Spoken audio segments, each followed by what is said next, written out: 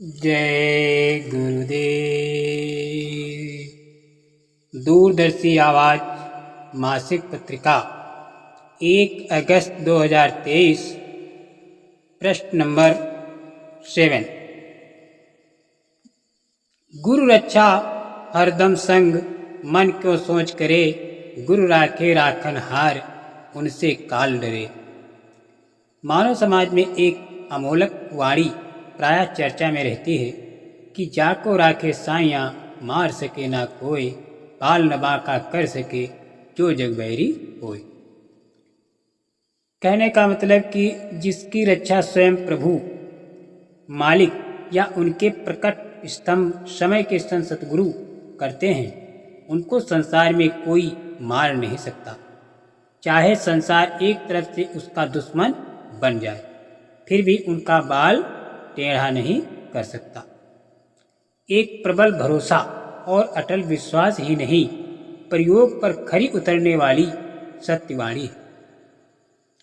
दूसरी तरफ ये भी महात्मा बुद्ध के प्रारंभिक जीवन काल में घटित एक घटना के प्रसंग में बहुचर्चित तथ्य है कि मारने वाले से बचाने वाले का हक अधिक होता है। बचाने वाला मारने की भावना रखने वाले हिंसक से ज़्यादा अधिकार रखता है। संत सतगुरु के द्वारा जीव रक्षा का व्रत एक महत्वपूर्ण तथ्य है। कथन है कि राखे गुरु जो कोप विधाता, गुरु विरोध नहीं को जग त्राता। अर्थात यदि विधाता क्रुद्ध हो जाए तो गुरु रक्षा का एक आधार है। यदि गुरु के प्रति मन में विरोधी भाव प्रकट हो जाए तो उसको बचाने वाला संसार में कोई नहीं। गुरु की इसी जीव रक्षा की भावना से गुरु का दर्जा परमात्मा से बढ़कर बताया गया है। गुरुवाणी में आता है कि गुरु गोविंद दोऊ खड़े, काके लागू पाए। बलिहारी गुरु आपने, गोविंद दियो मिलाए। ये भाव है कि यदि गुरु और गोविंद यानी परमात्मा दोनों एक साथ खड़े हों तो असमंजस की स्थिति पैदा हो जाती है कि पहले किसके चरण स्पर्श करूं, ताकि किसी प्रकार से भी मर्यादा का हनन न हो। गुरु की बलिहारी है कि वही गोविंद से मुलाकात कराने के स्रोत हैं।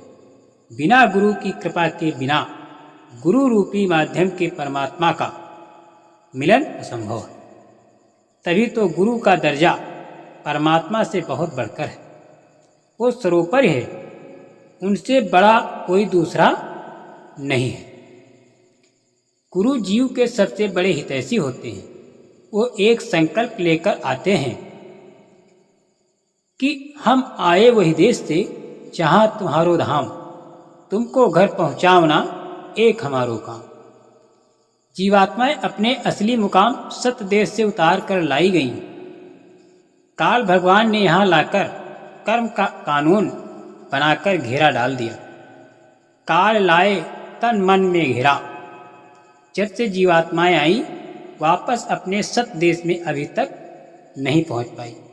कर्मों का फल भोगने के लिए इन सुरतों को नरक और 84 की कठिन यातनाएं दी जाती हैं और दी जाती रही, अभी भी दी जा रही।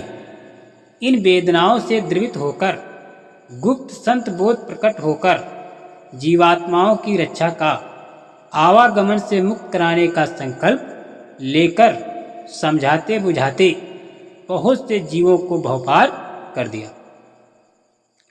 कर्मों के फलस्वरूप मिलने वाली नरक और 84 की कठोर यातनाओं से जीवात्माओं को मुक्त कराने और मुक्त करके निज देश में पहुंचाना संतों की दया और कृपा पर निर्भर है। ये संकल्प जीव रक्षा का संकल्प है। इस जीव रक्षा के संकल्प को रक्षा कवच ही कहा जाए तो अनुचित नहीं होगा।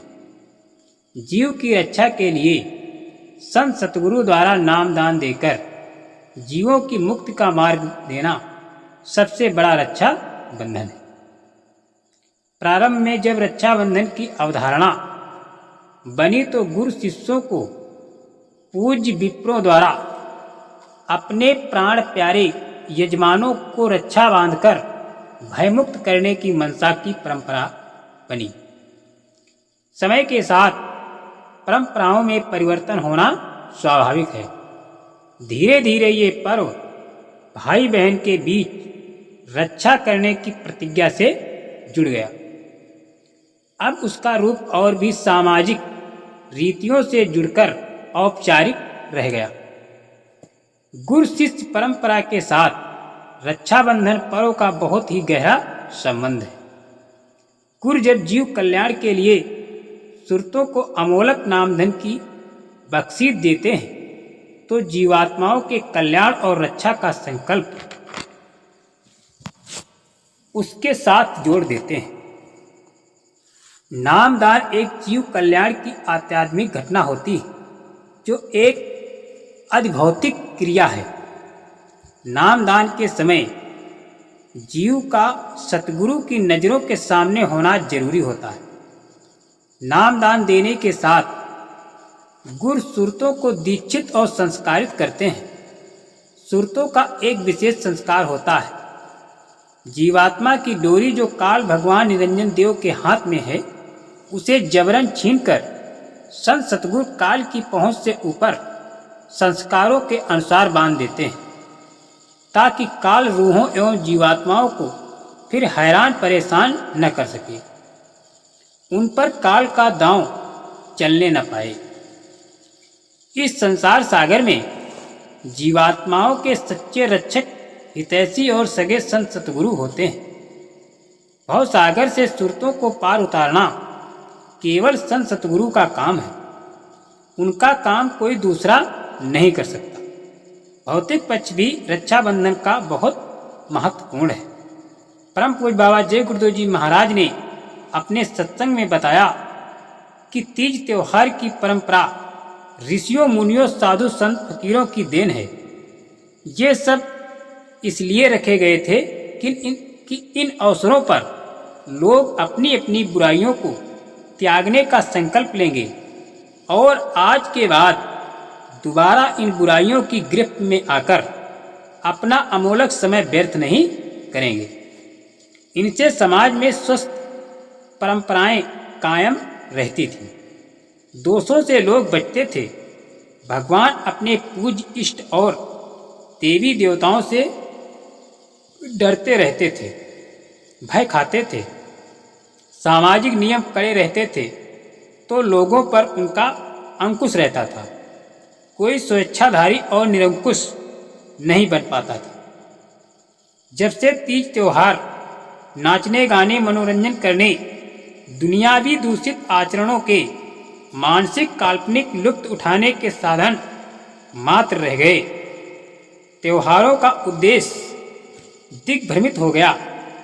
उनके मानने और मनाने का कोई लाभकारी औचित्य नहीं रहा।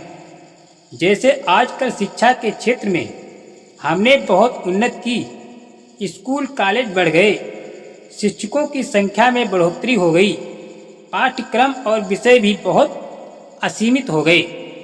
इतना बड़ा फैलाव होने के बाद मानव समाज का चारित्रिक व्यवहारिक उत्थान होना चाहिए था। लोगों के आचरण मानवीय होने चाहिए थे। शैक्षिक विकास नैतिक विकास के साथ होना चाहिए था। परंतु दुर्भाग्य ये है कि हम नैतिक पतन की राह पर चले गए। बौद्धिक उत्थान तो तब माना जाता जब चरित्र के मामले में हम इतने आदर्शवादी होते कि हमारी नैतिकता की महक चौगिर्द फैल जाती। शिक्षा सुधार के लिए होती है। शिक्षा सुधार के लिए होती है। शिक्षा का प्रभाव समाज को सत्यवादी प्रेम सौधर्य की भावना जागरण करने वाला, ईर्ष्या द्वेष और वर्गवाद से दूर प्रबल ईश्वरवादी बनने, अहिंसा जैसे आदर्शों परम धर्म को आचरण में उतारने जैसा दिखता है।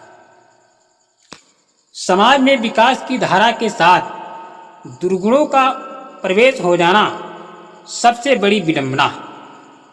समाज के गरीब, वंचित, दलित, असहाय वर्ग को भेदभाव रहित होकर नर सेवा नारायण सेवा का भाव पैदा कर उनकी मानसिक भावनात्मक तरक्की का लक्ष्य लेकर मानव सेवा करना बड़ा पुण्य है। इस प्रकार समक्ष उदार सेवाभावी उच्च वर्ग एवं उच्चदर्शी को अपने अधीनस्थ निर्बल असहाय को रक्षात्मक लहजे में व्यवहारिक रूप से सहायता करना मानव सेवा की मिसाल है। वर्तमान में इसी की बहुत बड़ी जरूरत है। समय भी यही मांग कर रहा है और युग महापुरुष परम पूज्य बाबा जय गुरुदेव जी महाराज जी के एकमात्र उत्तराधिकारी पूज्य पंकज जी महाराज के आह्वान पर जगकर नव निर्माण में लग जाएं। उनकी आवाज लग चुकी है।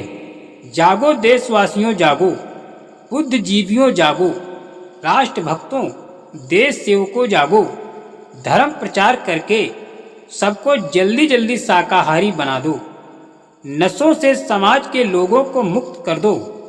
आपके सत प्रयास से यदि लोगों का खान पान ठीक हो गया, नशों के चुंगल से लोग निकल गए, तो आपके लिए पुण्य महापुण्य होगा। इसी पुण्य से आप सबकी जीवात्मा नरक व 84 से बच जाएगी।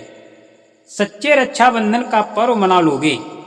यदि गलफत हो गई तो प्रकृति की विनाश लीला का शिकार हो जाएंगे और भारी पश्चाताप का कारण बनेगा। जय गुरुदेव। प्रेमी भाई बहनों, इस मासिक पत्रिका को विधिवत पढ़ने और सुनने के लिए मेरे चैनल को सब्सक्राइब करें। जय गुरुदेव।